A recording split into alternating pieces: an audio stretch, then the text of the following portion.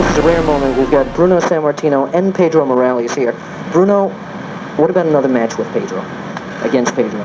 Well, I've said it before, I think, to you and everybody else, and I'll say it again. Pedro was good enough to give me a match when he was champion.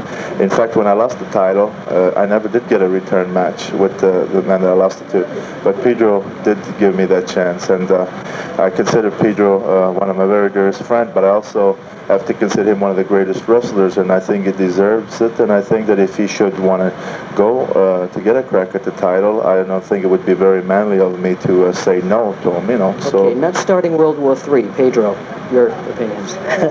Well, I always have a lot of respect for Bruno, and I think he's one of the greatest. He was champion for 8 years, and now he returned the title back. And do you want a title shot? Well, is this I'm willing to? Sure, I'd like to have a title match. Good enough. Thank you, Pedro.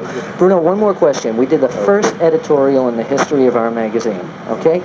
When Pedro was champion, the mail came in like crazy that Cheif Jay Strongbow didn't get a title shot. Now they say Bruno's champion. We know that the promoters and everybody make the match, but the Cheif is sort of sitting around on edge. What's your feelings toward this? Why hasn't Cheif Jay Strongbow gotten a title shot? That's a good question. I think, I don't know if this is the answer, okay? But I'll give you an example as to something that did happen some years ago.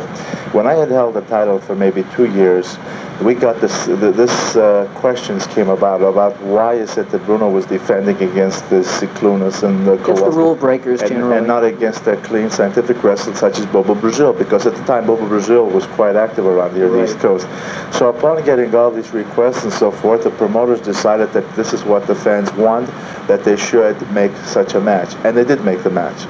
Unfortunately, it turned out to be one of the worst gates in the history of wrestling. So it's really a matchmaking situation. Yes, it's a matchmaking situation that promoters will have to put up a lot of money, and it costs an awful lot of money to promote any big arenas. That they want the assurance that they're gonna make a match that not only is a good match, but a match that they know will sell tickets. Throwing that out of the window, let's say, though, would Strongbow be a good match for you, in your opinion? Of course. Strongbow's a great wrestler. He's a great wrestler, and so is Morales, so is Manny Soto, so is Dean Ho, so is Tony Gurria. They're all great wrestlers, and frankly, I'd love to wrestle one of these people for one simple reason, because it would give me the opportunity to really go out there and give a beautiful scientific match such as I had with Pedro. Morales. Yes, and I think that this is great. I love that kind of wrestling. I think you really are showing the people what wrestling is really all about, the way wrestling really should be. I don't get that opportunity when I'm wrestling, Steel or Kowalski, these guys are Sheik. No, because you have to go out there and brawl with them. So you can't show that you can wrestle. I just like to make this thing clear that, I feel hurt when people come to me and say, hey, why don't you wrestle strong?